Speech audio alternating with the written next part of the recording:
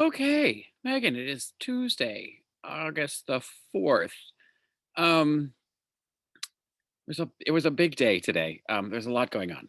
Um, and the usual program in the New York area was interrupted by the news that Letitia James, the New York State Attorney General, had found the credible sexual allegations against Governor Cuomo, which wasn't a topic on the View today, but it better be tomorrow, because there's a lot going on there.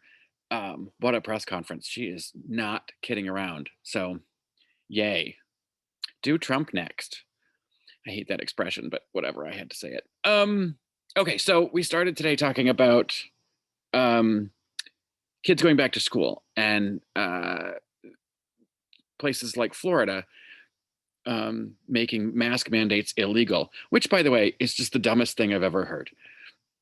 Like, this is for people's health and safety, and you're mandating the actual exact opposite of people being able to help themselves. um so and you think that DeSantis can run for president and crush Kamala Harris if that's the nominee. um DeSantis is going to have to hold accountability for all of the death that's going on in Florida. You call Governor Cuomo a ghoul. This man is letting his citizens die, and is mandating that they get sick, that they take the risk of getting sick, um, by not having vaccine passports, by not having mask mandates. So the question was about whether kids are going to be able to go back to school. There's a teachers union in New York State that doesn't agree with vaccine passports. There's places that won't allow for masking. Of course, kids under 12 can't get a vaccine. How are you going to keep kids safe at school, and all of the um, school employees, teachers, janitors, cafeteria workers, whoever they might be? And um, you didn't answer that question. As per usual, Megan, you just went on a big thing about how you tried to list off some traditionally Democratic cities, and say some terrible things about them. And then um, talk about some sort of, dystopian nightmare about vaccine mandates, and vaccine passports, being able to prove that you've been vaccinated to be able to do things, um, is going to cause civil unrest. And I guess you're predicting some sort of chaos and anarchy, and that people are going to rise up against the vaccine requirements. I don't. There are going to be some mad people, some angry unvaccinated folks that can't get to do stuff, and I feel bad for all of those frontline people, in restaurants, in shopping areas, in gyms, that are going to have to be the ones that say no, you can't come in. um, I think about everything that's happened to the port flight attendants over the last year, because travel picked up really before a lot of anything else did. That had a very specific mandate. You can't get on a plane without a mask. There were very specific rules, and they're across the board. And gate agents and flight attendants are really fucking tired. Um, there was just another video today of somebody getting duct taped to a seat for being a belligerent dick. Um, so I feel bad for all of the people that actually enforce um, those rules, to the people who just aren't going to understand it, um, uh, and people like you who are so uh, misinformed and ideologically just uh, inauthentic. Like, it makes zero sense. This is about health and safety. This isn't a mandate about color you can what color your clothes can be, or the way you can wear your hair.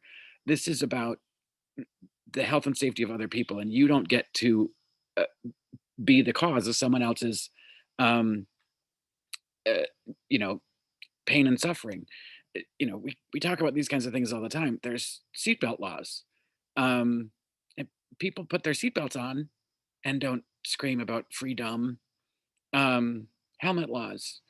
um, there's and those are even more esoteric than this is. This is about saying, take a piece of medicine, a bit of medicine that's going to help not only you, but everyone else around you not be sick. It's just so your whole bullshit, and trying to throw, your usual Republican, um, talking points about, oh, it's gonna the country is mad and the country's going to hell and everything's terrible because a Democrat's a president and Democrats control um, the House and have a slim margin in the Senate, although we can't get anything done because we can't organize ourselves that way. But anyway, uh, so you rant on about that and what a hellscape the United States is going to become because New York City requires you have the proof of vaccination if you want to go into a restaurant. You know what? Don't come to New York. That's fine. Um, and then we moved on to parents passing down, body image issues to their kids, and you just out and out lied in the answer to that question, saying you don't care.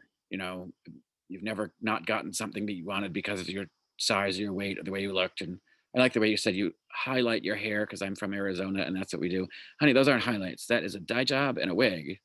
Like, mm-mm. Um, anyway, there's a difference between accepting and not caring. And one is a positive thing, and the other one is more of a um, uh, well, in your case, it's a very defensive attitude. And there's no way as a kid when you were, traveling around with your father when he was campaigning, or a kid in the limelight, in the public eye, there's no way that you weren't affected by what was said about you in public. And the thing I think we need to be more cognizant of isn't just our own perception and our own acceptance of our bodies, but we need to be accepting of other people's. That's where we get to stop talking about this. We don't need to talk about anybody's weight, or what they look like. Um, uh, it's going to happen, I guess, because we're petty, uh, uh, as a species. Um, you know, I doubt there are lions that are having little conversations about how ratty someone's mane is. I don't know. I think just we're a weird vein species, that needs to sort of chill out and just accept each other a little bit more. There is also another whole process about understanding the difference between acceptance and loving yourself and understanding what's uh, you know healthy, and what's detrimental, to your own well-being, and why those things occur for you, being sort of understanding the symbiosis of mind and body, um, which I know that you don't like to think about things and how they're connected like that. You don't like to think about things too hard, that you haven't already been told. um, so that one was a rough one. You were defensive, and that was rough. We did also learn that you don't poop on a bus. Okay. The bigger thing that we've learned since yesterday, uh, is your bestie ride or die Clay Aiken sent out a tweet of support of Kathy Griffin, saying, I missed your jokes. So I think you might want to check in with your bestie, before you get all riled up on TV about it. You're like the friend, you're out at a bar, and somebody bumps into you or brushes into you, and like, oh yeah, yeah, whatever, and you move on. But you, as the friend, go over to the person, who bumped into you and says, you accosted my friend. You would apologize. You were mean. There's no reason for you to touch him. And drunk and embarrass everybody. Um, so that's unpleasant to deal with. I'm sure. I would love to know what Clay thinks. Because clearly he didn't need you to come to his defense. So maybe when someone's not asking for it, um, and literally saying the opposite thing that you are, maybe you should believe them. That goes back to the whole point about listening. You know, listen to where people are and what they're telling you when their experience is different, and stop having your fake rage over something that isn't bothersome to someone else when it affects them and not you. But anyway, that's today's show. I'm sure we'll pick up with, as you like to call him, the ghoul Governor Cuomo tomorrow.